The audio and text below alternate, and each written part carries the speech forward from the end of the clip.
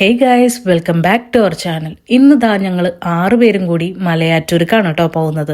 അപ്പോൾ ഫുഡൊക്കെ കഴിഞ്ഞ് ഒരു 11 ആയപ്പോഴേക്കും നമ്മൾ യാത്ര തുടങ്ങി. എഡും എൽസയും നാട്ടിൽ വന്നപ്പോൾ പ്ലാനുകളൊക്കെ നമ്മൾ ഒരുപാട് നടത്തിയിരുന്നു. പക്ഷേ ചിലതൊക്കെ നടന്നു, ചിലതൊക്കെ ഫ്ലോപ്പായി പോയി. അങ്ങനെയുള്ള ഒരു പ്ലാനിങ് ആയിരുന്നു നമ്മൾ മലയാറ്റൂർ പോകണം എന്നുള്ളത്.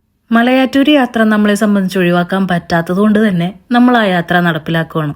കഠിനമായ ചൂടിൽ നിന്നും വെയിലിൽ നിന്നും രക്ഷപ്പെടാൻ വേണ്ടിയിട്ടാണ് രാത്രിയുള്ള ഈ ഒരു യാത്ര. നമ്മുടെ പല പ്ലാനുകളും ഫ്ലോപ്പ് ആവാനുള്ള മെയിൻ ഒരു റീസൺ ഈ വെയിലും ചൂടും തന്നെയാണ്.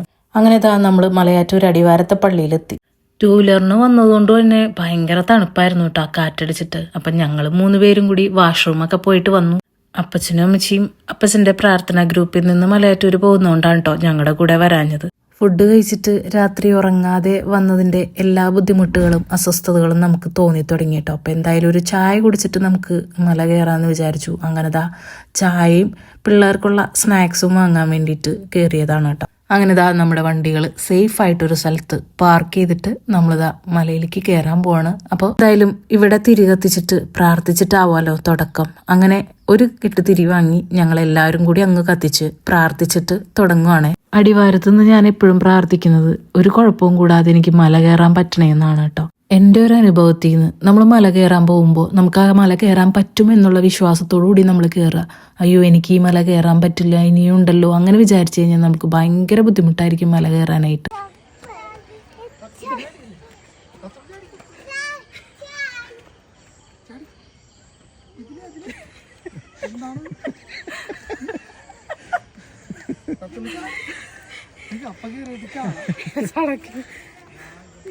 തക്കടുവിന്റെ ആദ്യത്തെ ഈ മലകയറ്റം കണ്ടപ്പോൾ ഇച്ചാൻ വിചാരിച്ചു ഇപ്പോഴെങ്കിലും ഈ മല കയറി തീരൂല, അതുകൊണ്ട് തന്നെ കൈ പിടിച്ച് വല്യപ്പച്ച കൊണ്ടുപോകാന്നും പറഞ്ഞിട്ട് മല കയറുന്നതാണ് കേട്ടോ ഈ കാണുന്നത്.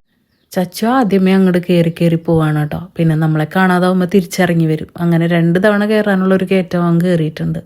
ഇച്ചാൻ പറയുന്നത് നമ്മൾ കയറി കഴിഞ്ഞാൽ ഇടയ്ക്കൊന്നും വെച്ച് അങ്ങനെ അധികം നേരം അങ്ങനെ നിൽക്കരുത്, ഒരു ഫ്ലോയിൽ അങ്ങ് കയറി പോകണമെന്ന്. പക്ഷെ എല്ലാവർക്കും അത് പറ്റുമോ? എനിക്കങ്ങനെ പറ്റില്ല. കുറച്ച് നേരം റെസ്റ്റൊക്കെ എടുത്തിട്ട് വേണം അങ്ങനെ നടക്കാനായിട്ട്. ഈ പറയുന്ന കല്യാണത്തിന് മുമ്പൊക്കെ ആണെങ്കിൽ ഞാൻ ഓടിച്ചാടിയൊക്കെ കയറുമായിരുന്നു. പക്ഷെ ഇപ്പോൾ എന്തോ ഓരോ വർഷങ്ങൾ കഴിയും തോറും നമ്മുടെ ശരീരത്തിന് ഘടനയിലും എല്ലാത്തിലും വ്യത്യാസം വരുവാണല്ലോ. നമ്മൾ പോയത് നൈറ്റ് ആയതുകൊണ്ട് തന്നെ അധികം തിരക്കൊന്നും ഉണ്ടായിരുന്നില്ല കേട്ടോ. അതുകൊണ്ട് സുഖമായിട്ട് തിരക്കില്ലാതെ നമ്മൾ റെസ്റ്റ് എടുത്തൊക്കെ കയറാൻ പറ്റി. എൽസയും എഡും തക്കുടും ഉള്ളതുകൊണ്ട് തന്നെ പയ്യെ കയറിയാണ് കേട്ടോ വരുന്നത്. അപ്പം ഞാനും ഇച്ചാനും ആദ്യം കയറി വരും, പിന്നെ അവരെ വെയിറ്റ് ചെയ്യും, പിന്നെ ഒരുമിച്ചിരിക്കും, പിന്നെ നമ്മൾ ആദ്യം കയറി പോവും, പിന്നെ അവരെ വെയിറ്റ് ചെയ്യും. അങ്ങനെയാണ് നമ്മൾ കയറിക്കൊണ്ടിരുന്നത്. അങ്ങനെ ഇപ്പം ഇരിക്കുന്നതും അവർക്ക് വേണ്ടിയിട്ടുള്ള വെയിറ്റിംഗ് ആണ് കേട്ടോ. അപ്പോൾ വിദൂരതയിൽ അവർ നടന്നു വരുന്നുണ്ട്. അങ്ങനെ വീണ്ടും നമ്മൾ മുകളിൽ എത്താറായിട്ടുണ്ട് ഏകദേശം. അപ്പോൾ നടന്നു. ചച്ചു എവിടെന്നോ ഒരു കമ്പിൻ്റെ കൈക്ക് കൊണ്ടു തന്നു. പിന്നെ ഞാൻ അതും കുത്തിപ്പിടിച്ചായിരുന്നു നടപ്പ്. അങ്ങനെ 13ാം സ്ഥലം എത്തിയിട്ടുണ്ട് കേട്ടോ. അതിൻ്റെ ഇടയിൽ ഇപ്പോൾ കുർബാന നടന്നുകൊണ്ടിരിക്കുവാണ്. കുർബാനയും കൂടി പിന്നെ മുത്തപ്പോ പൊന്മലകയറ്റം അങ്ങനെ പറഞ്ഞുകൊണ്ടാട്ടോ നമ്മൾ മല കയറുന്നത്. അതുപോലെ തന്നെ നമ്മൾ മല ഇറങ്ങാൻ നേരത്ത് മുത്തപ്പോ പൊന്മല ഇറക്കം അങ്ങനെ പറഞ്ഞിട്ടാണ് നമ്മൾ ഇറങ്ങുക. അപ്പോൾ ഇത് ഇങ്ങനെ മുത്തപ്പനെ വിളിച്ച് കയറുമ്പോഴും ഇറങ്ങുമ്പോഴും അങ്ങനെ ചെയ്ത് കഴിഞ്ഞാൽ നമുക്ക് ഈസി ആയിട്ട് ഇറങ്ങാനും കയറാനും പറ്റും. അങ്ങനെ നമ്മൾ മുകളിൽ എത്തിയിട്ടുണ്ട് കേട്ടോ. അങ്ങനെ എഡുവും എൽസയും തക്കുടും കൂടി നമ്മുടെ കൂട്ടത്തിലെത്തി. നമ്മൾ ഒരുമിച്ച് പ്രാർത്ഥിച്ചിട്ട് പിന്നെ നേർച്ചയൊക്കെ എടുത്ത് കഴിക്കുകയാണ് കേട്ടോ. അവിടെ നിന്ന് നമ്മൾ നേരെ പോയത് ആനകുത്തിയ പള്ളിയിലേക്കാണ് കേട്ടോ. ഓരോ തവണ കാണുമ്പോഴും ആദ്യമായിട്ട് കാണുന്ന പോലെയാണ് നമ്മളെല്ലാവരും നോക്കി നിൽക്കുക. പിന്നെ പള്ളിയിൽ പോയി കുറച്ച് നേരം പ്രാർത്ഥിച്ചു. പുറത്തേക്ക് ഇറങ്ങിയപ്പോഴേക്കും കാണാം ഒരുപാട് പേര് മല കയറിയിട്ട് അവിടെ അടുത്തുള്ള പള്ളിയിലും അവിടെ മലയുടെ മുകളിലൊക്കെ കിടക്കുന്നുണ്ട്. പിന്നെ നമ്മൾ നേരെ കിണറിൻ്റെ അടുത്തേക്കാണ് കേട്ടോ പോയത്. പിന്നെ കിണറ്റിൽ നിന്ന് വെള്ളം എടുത്തു. ചച്ചുവിനെ നെഞ്ചത്തൊക്കെ പുരട്ടി കൊടുത്തു. ഞാൻ കുറച്ച് വെള്ളം കുടിച്ചു. ഇനിയിപ്പോൾ നമ്മൾ അടുത്ത പള്ളിയിലേക്കാണ് കേട്ടോ പോകുന്നത്. അകത്ത് കയറി കുറേ നേരം ഞങ്ങൾ ഇരുന്ന് കുറേ നേരം പ്രാർത്ഥിച്ചിട്ടാണ് നമ്മൾ അവിടെ നിന്ന് ഇറങ്ങിയത്. അത് കഴിഞ്ഞ് നേരെ പൊന്നിൻകുരിശിൻ്റെ അടുത്തേക്കാണ് കേട്ടോ പോയത്. പിന്നെ അവിടെയും കുറേ നേരം പ്രാർത്ഥിച്ചിട്ട് നമ്മൾ നേരെ ഇനി ഇറങ്ങുമ്പോൾ തോമസ് ലീഹയുടെ കാൽപാദം പതിഞ്ഞ സ്ഥലമാണ് കാണുന്നത്.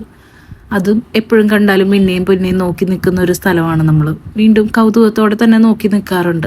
അത് കഴിഞ്ഞ് നമ്മൾ നേരെ കുറച്ചു നേരം അവിടെ മലമുകളിൽ ഇരുന്നു കേട്ടോ. ഇച്ചാൻ്റെ അപ്പോൾ കിടന്ന് ഉറക്കമായി കുറച്ചു നേരം. മലമുകളിലായതുകൊണ്ട് തന്നെ നല്ല തണുത്ത കാറ്റ് വീശുന്നുണ്ടായിരുന്നു. അതുകൊണ്ട് ഒന്നും അറിയാണ്ട് കിടന്നുറങ്ങാണ്. ഇപ്പൊ ഏകദേശം സമയം ഒരു 4 മണി 4:30 ആയിട്ടുണ്ട്. ഈ വീഡിയോ എടുക്കുന്നൊന്നും ഇച്ചാൻ അറിഞ്ഞിട്ടില്ല കേട്ടോ. അങ്ങനെ കുറച്ചു നേരം ഇരുന്നതിന് ശേഷം നമ്മളിതാ മല ഇറങ്ങി കേട്ടോ. താഴെ എത്തി. നമ്മൾ വേഗം ഇങ്ങനെ ഇറങ്ങിപ്പോന്നു. ഇനി എഡുവും എൽസയൊക്കെ വന്നിട്ട് വേണം നമുക്ക് ഒരുമിച്ച് ഇറങ്ങാനായിട്ട്. അങ്ങനെതാ അവരും മല ഇറങ്ങി വന്ന് നമ്മൾ ഒരുമിച്ച് വന്ന് അടിവാരത്തെ പള്ളിയുടെ സൈഡിലുള്ള പുഴയുടെ സൈഡിലാണ് ഇരിക്കുന്നത്. അപ്പോൾ വീട്ടിൽ നിന്ന് ഡ്രസ്സൊക്കെ ആയിട്ടാണ് നമ്മൾ വന്നത്. മല ഇറങ്ങി കഴിഞ്ഞിട്ട് കുളിക്കണമെന്നൊക്കെ പറഞ്ഞു. പക്ഷെ അവിടെ എത്തി വന്നപ്പോൾ മൈൻഡ് അങ്ങ് മാറി. വെള്ളത്തിൽ ഇറങ്ങിയില്ല, വെറുതെ കാല് നനച്ചിട്ട് പോന്നു. അപ്പോൾ ഇത്രേ ഉള്ളൂ ഗൈസ്. ഇനി അടുത്തൊരു വീഡിയോ കാണുന്നവരേക്കും ബൈ.